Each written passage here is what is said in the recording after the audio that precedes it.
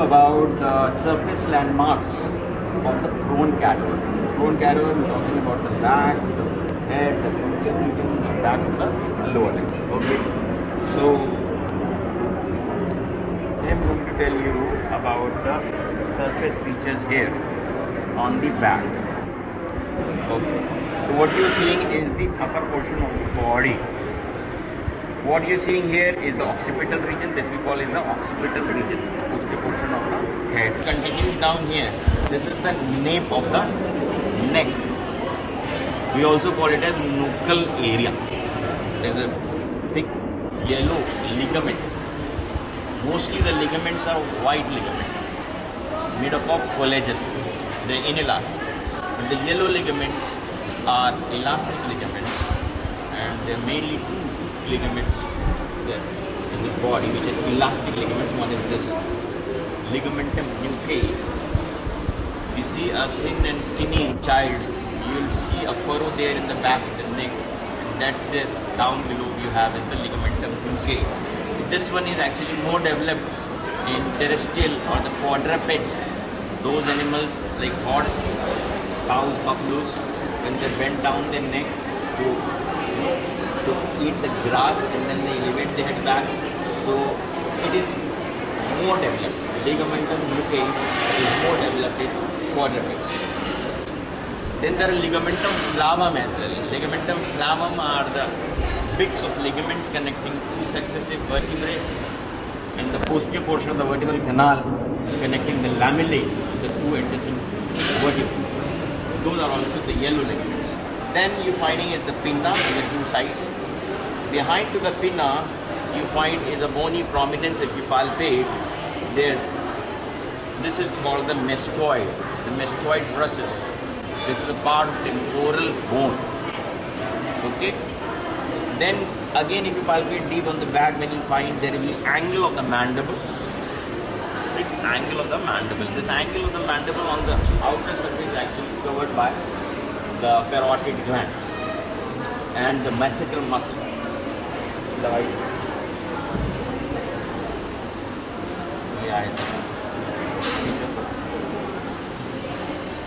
Okay. Thank you. There is a prominence here, bony prominence. This is called external occipital protuberance. The bony prominence on the occipital region.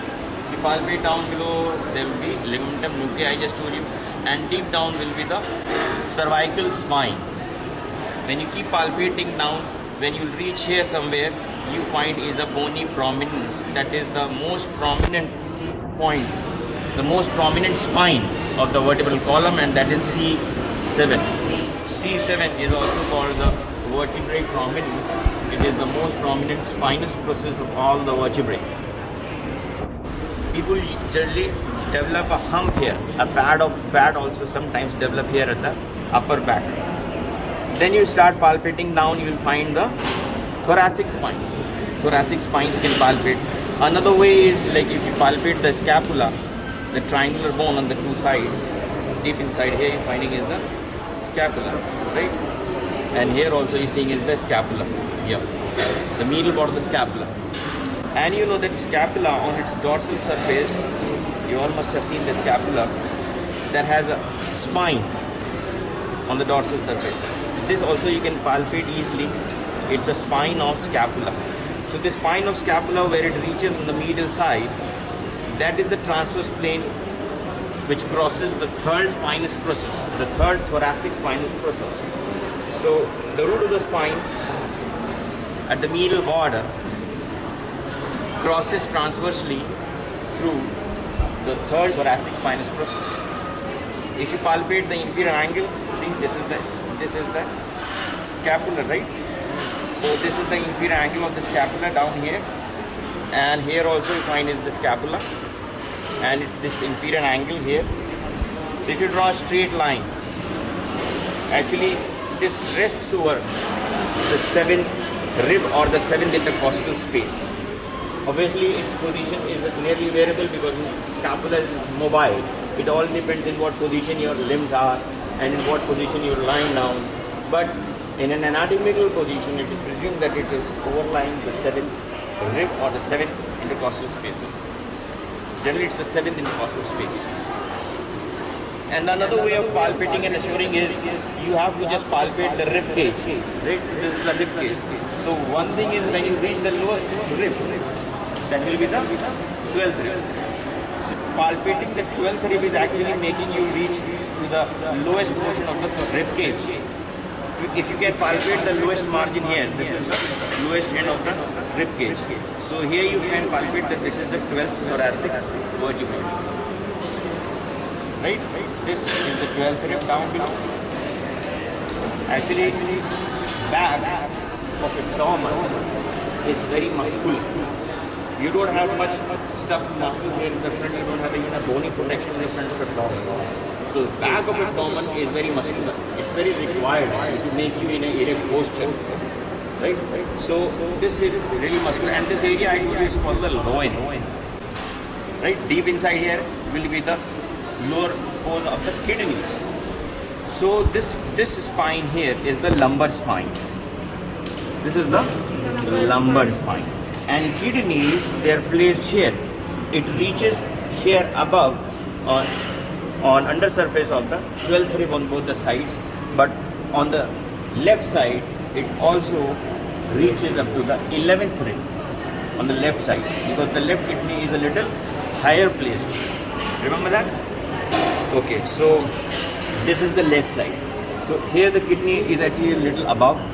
This kidney on its posterior surface is in contact with the 11th and 12th rib. On the right side it is a little below. So it is in contact with the 12th rib only. And this is angulation formed. If you see, this is the lumbar spine and the 12th rib. So between the lumbar spine and the 12th rib, this angle is called the Costovertebral angle. Or some say, because there's a thick muscle, psoas major, which is deep inside. Psoas major faces it's actually a muscle of the back of the abdomen, but it's facing deep inside, because when you reflect it from posterior side, you'll find the muscle erector spiny here. But psoas major is deep inside. Some say that angle between this lateral part of the psoas major and the 12th rib, that is the renal angle. So the angle formed between the lateral border of psoas major and the 12th rib is the renal angle, where you find is the lower pole of the kidney. So to operate and to reach the kidneys from the back, you have to operate in this region. This is the renal angle. Then palpating the lumbar spines down below, you will reach to a bony curved margin here. You can feel and you can find that this is the bony curved margin here. This bony curved margin here is what it is? The iliac crest. The iliac crest of the pelvis here also. The bony margin here, this is the iliac crest. Then you reach down below, then you find is the natal cleft. Right? So this cadaver actually has been lying down prone for a long time. So you may not be able to appreciate it that much. This is the sacrum. This is the triangular bone. The sacrum, in between here it is the natal cleft. Just because it's been lying on supine in a long time position, so that has been spread out. So this is the tip, you can say the sacrum, which goes inside in the natal cleft, and down below will be a Coccyx. the tip of the lower and the vertebral column, that is coccyx. That coccyx actually reaches just a little behind to the anal orifice. That is coccyx. Okay, then because it's been like I'm telling you, the surface features are more relevant to a living subject.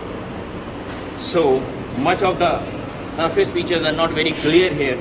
So in a living person, you'll find in this region where these iliac crests meet, the two sides, the iliac crests, when they meet here, this was the iliac crest, right? So at this point here, down below, you find is the dimples, and those dimples are crossing the transverse plane of this S2 spinous process. They are around 4 to 5 centimeter lateral to the S2 spinous process. In between here is the second sacral spine, and on the two sides 4-5 centimeter laterally find is the gluteal dimples. And what actually is deep below to these gluteal dimples, it is the posterior end of this iliac crest. This is iliac crest, remember, it also has an anterior end, and that point is called anterior superior iliac spine. I have taught you about that. Similarly, this iliac crest, which it reaches, it curves like this and it reaches here, both the sides, from here also. So that point is called the posterior superior iliac spine. Posterior superior iliac spine. On the gluteal region in the prone position is marked as a dimples, and those are deep below it actually is the posterior superior iliac spines. Before moving down to the lower limbs, first cover the regions here. Now these two regions here are called the scapular region. These are called the scapular region, and these are called the shoulder region. Deep inside here is called the axilla. This is axilla, both the sides. Okay. Then these are the summit of shoulder. The highest point of the shoulder is called the summit of shoulders, and the deep bony prominence is the acromion process. This is the acromion process forming the highest point of the shoulders. It also is the lateral most bony prominence in the human body. Like if you keep moving towards the wall like this, the first bony thing that will touch the wall will be the acromion. Acromion is the most lateral bony prominence. Of course, these will be the contours here of the deltoid, the curved thing, pear-shaped contours, and these are the brachium, the back of arm, and this is the cubitus region.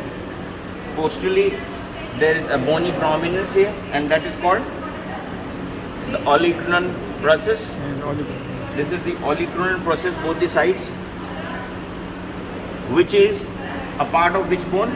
Olecranon process is a part of upper end. The ulna has a prominence there. It's called olecranon process. Then when olecranon process fits into the olecranon fossa of the humerus, humerus on the two sides has these two epicondyles, medial and lateral epicondyle. You can palpate them, right? On the two sides you have medial and lateral epicondyles. So in an extended elbow, in a living subject, you will find that the three bony prominences, they come and align in the same transverse plane.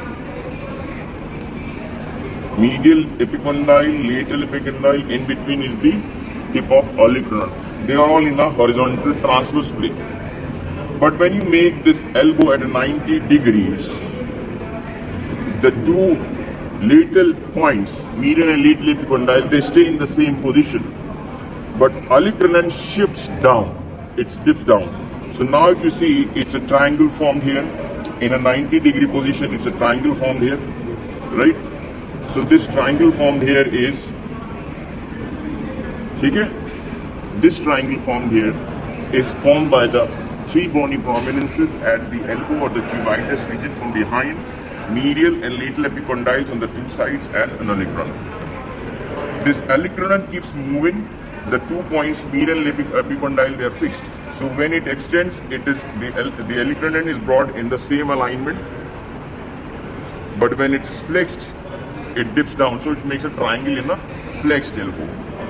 So in a 90-degree flexed elbow, this is oftenly asked, like, what will be this triangle forming? Is it forming a equilateral triangle, or an isosceles triangle, or a scalene triangle?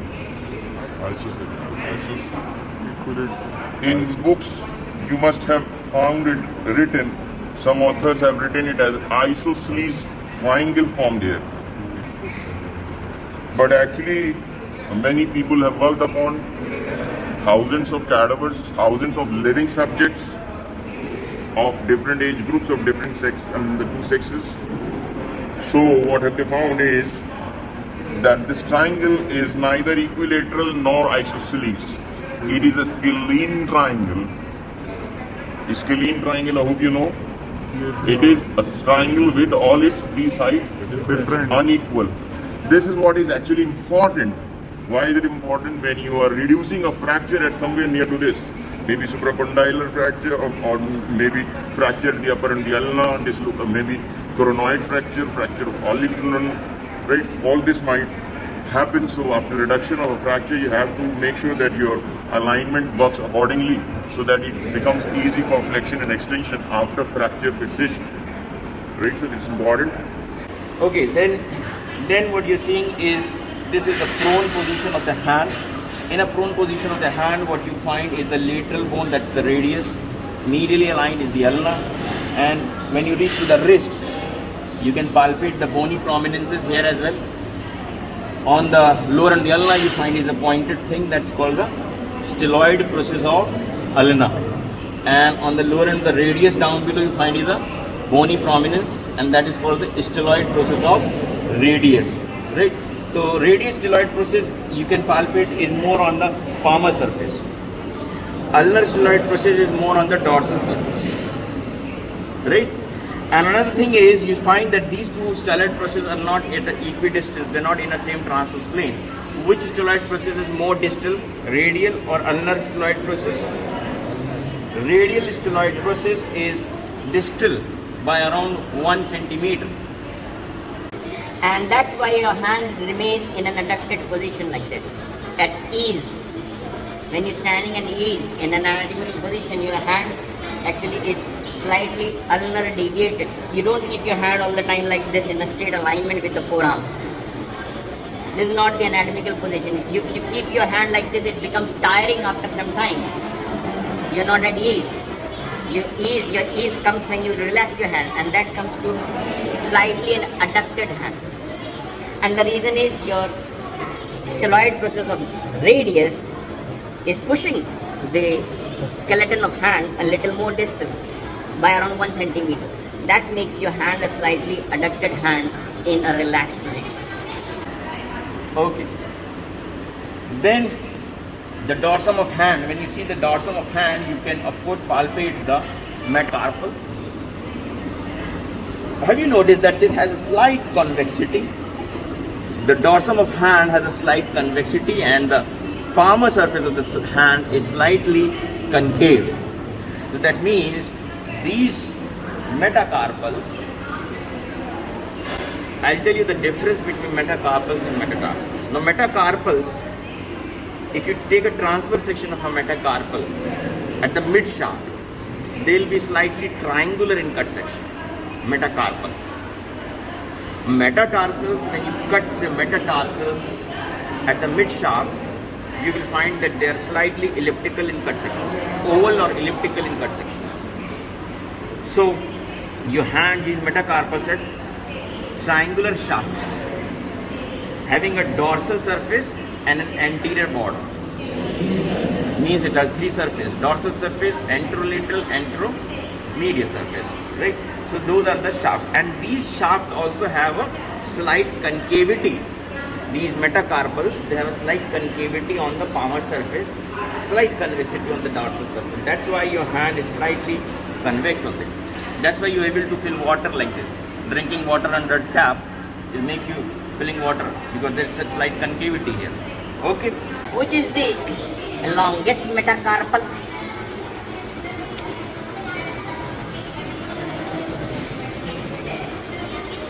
Second is the longest metacarpal. Which is the bulkiest and the stoutest and the thickest metacarpal? इसका ऊपर किधर आप ये सही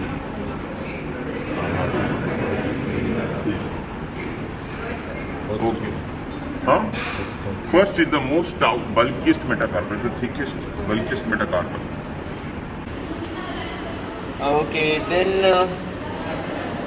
these are the knuckles. These are the knuckles. You know them? What are these knuckles? Part of which bone? Proximal phalanges or the metacarpals? These knuckles are the head of metacarpals. These are head of metacarpals. And these are the heads of proximal phalanges. These are the head of middle phalanges. And the terminal phalanges are pointed. Okay. So that's about this. And one important thing, remember your thumb. Your thumb enjoys the freedom of movements like this, unlike the rest of the digits. This freedom you are enjoying because there are several reasons. One of the important factor is that the first metacarpal is free from the second metacarpal. There is no intermetacarpal joint between first and second metacarpal.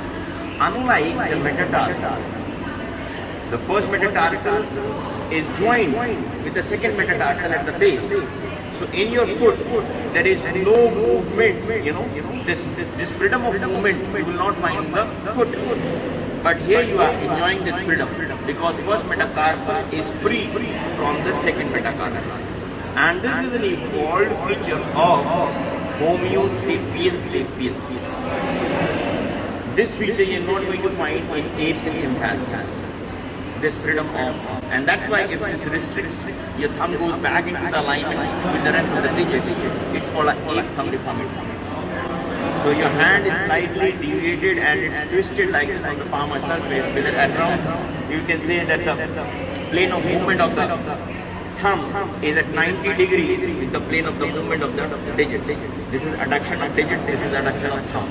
So the plane of movement of the thumb moves at a 90 degree with the rest of the digits. This is important for human beings because the thumb is very important for grasping tools. Right? So that's why thumb is really important. Remember that Eklavya story. If your thumb नहीं है तो काफी सारा काम restrict हो जाता है life में. That was about the upper limbs. Okay, mask लगाना ही नहीं चाह रहा था इसलिए. So this is the back. And what are these sides में? These are called the flanks. These are the flanks. And this is the loins. And these are the iliac crest I told you. The iliac crest. If you draw a transverse line from here, from the iliac crest, or what you can do is in a living subject, or have you seen that lumbar puncture being done or spinal anesthesia?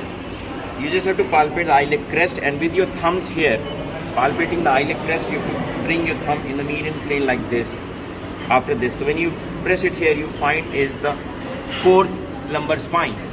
So when you find this, it is passing to the fourth lumbar vertebrae. So palpating the fourth lumbar spine, you can reach above to that will be the third lumbar spine. And in between the third and the fourth, these are the prominent points here. In between the third and the fourth lumbar spine, the gap between, it's where you give the lumbar puncture or you go for spinal anesthesia. Remember this? That is between L3 and L4. Okay. Then when you reach down here on the sides, the hip region, this is actually the widening on the lateral side, that's called the hip. So when you palpate on the two sides, you find is again a bony prominence here. This bony prominence here and here. What are these called? These are the greater trochanters of femur. The greater trochanters of the femur. So if you remove the upper limbs, this becomes the most lateral bony prominence. The greater trochanters of the femur. Okay? So that's done.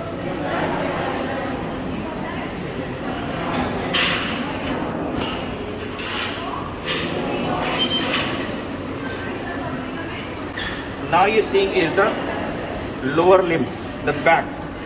So when you seeing the lower limbs, you're finding, there is a gluteal fold here. The gluteal fold both the sides.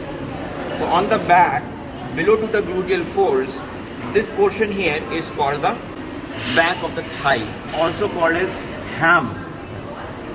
Ham, this is ham. This compartment is the hamstring compartment. We call it the ham.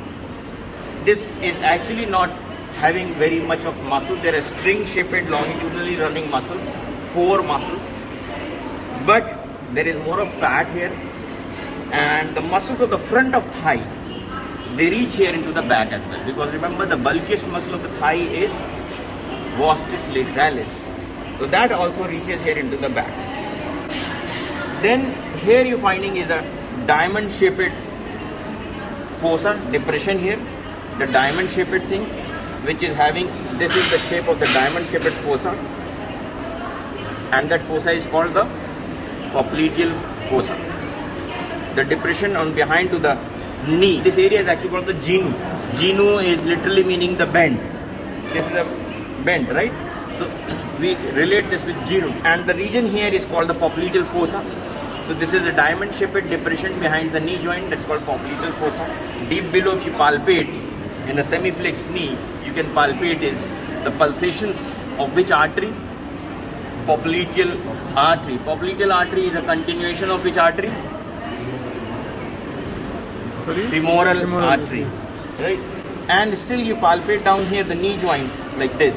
If you palpate, you find the two condyles, bony condyles, medial and lateral condyle of femur, and a little below you can also palpate is the medial and lateral condyles of the tibia. And if you move the joint, then on the medial side or lateral side, actually medial side palpating is easier.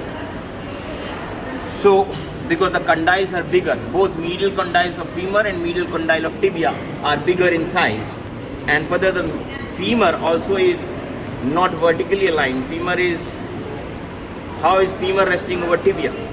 Femur, the inclination, the longitudinal axis of the femur is downwards, backwards and medially.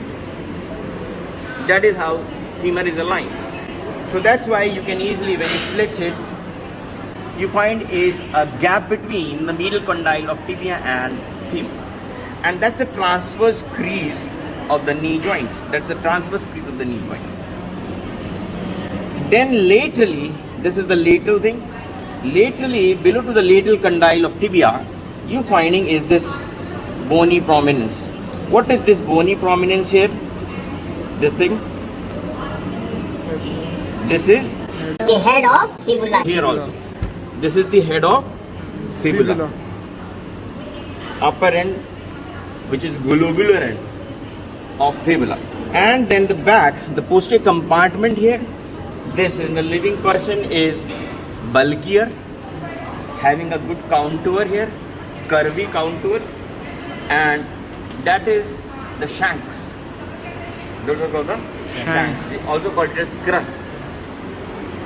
So those are the shanks, and soleus and gastrocnemius.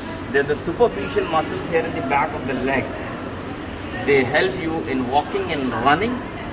So the more you run fast, the more you stand on your toes. The purpose of these muscles is to plantar flex your foot. So when you flex your plantar foot is when you run fast, you actually touch the ground with your toes only. Yep. Or sometimes when you walk on high heel shoes. So when you're standing on high heel shoes, these contours become more developed. So this also is a secondary sexual character. Reaching down below the ankle, here, behind to this ankle, just above to this heel, these are the heels are made up of calcaneus, the bone inside. These are the tendon of gastrocnemius and soleus. Remember that gastrocnemius has two heads, medial head and lateral head. So the two heads of gastrocnemius plus soleus together is called triceps suri. So this is a combined tendon of triceps suri, or two heads of gastrocnemius plus soleus. And this is called tendo Achilles or tendo calcaneus. It's a very strong tendon. You just have to make a nick here, and you can pull up the entire human body just by picking up a body with this point. Yeah. And this is a very strong tendon. Then on the two sides, you find is the bony prominence here, this one, and on the medial side also, here. Similarly here also, the bony prominences here and here also. Now these bony prominences are called the malleolus, medial and lateral malleolus. Lateral malleolus is a part of which bone? It's from lower end of fibula. And the medial malleolus you're seeing, this is the lower end of tibia. So medial malleolus you can palpate and feel is a little bigger malleolus than the lateral malleolus. Which malleolus is more dipping down? It is the lateral malleolus which is more dipping down, which is more distally placed. And you can assess this by doing this movements here. If your sole faces inside, medially, that's called inversion. If your sole faces laterally, that's called eversion. So when you try to do this inversion and eversion thing, which movement has a greater span? Inversion. Why is your eversion getting restricted? Got the reason now? Yes, sir. Why is your eversion getting restricted? Because of the lateral malleolus is more dipping down. Remember the thing I told you here also? This is adduction, ulnar deviation at the wrist. And this is abduction. Which movement has a greater span, adduction or abduction? Adduction. Why is abduction restricted? Because of the styloid presence of the radius, which is more dipping down. So it restricts further abduction. Same is that at foot. You have more span of inversion, but your eversion gets restricted because the lateral malleolus is dipping down around 1 to 1.5 centimeters. So that's inversion and eversion. Now which malleolus is more anteriorly placed? Medial malleolus or the lateral malleolus? Anterior. Have you tried ever to palpate and assess which malleolus is more anteriorly placed? Medial malleolus or lateral malleolus? So remember, the medial malleolus is more anteriorly placed. It's around 1 to 1.5 centimeter. The medial malleolus is more anteriorly placed. Then, which malleolus is more posteriorly placed? If you palpate from the back, which malleolus is more posteriorly placed? Lateral.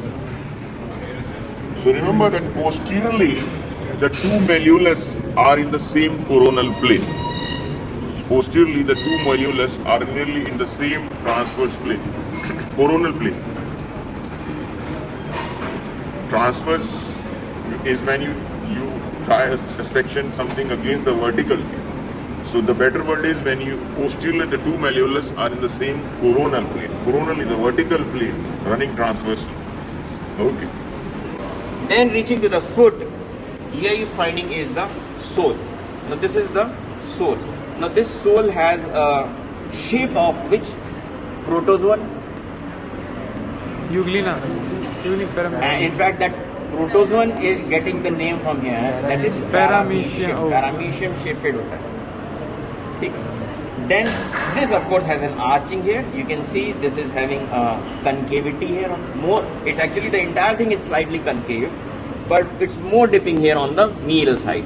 So when you walk, with your wet foot on the dry surface, on a dry ground, you can see your foot impressions.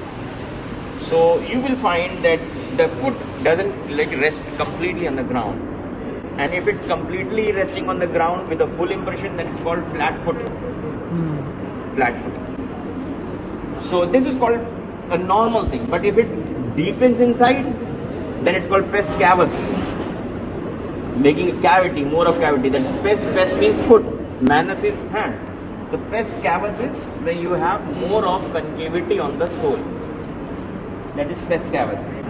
So that is because of the arches of foot. I will be telling you in detail about. There's a lateral longitudinal arch. This is a lateral longitudinal arch. This is a medial longitudinal arch.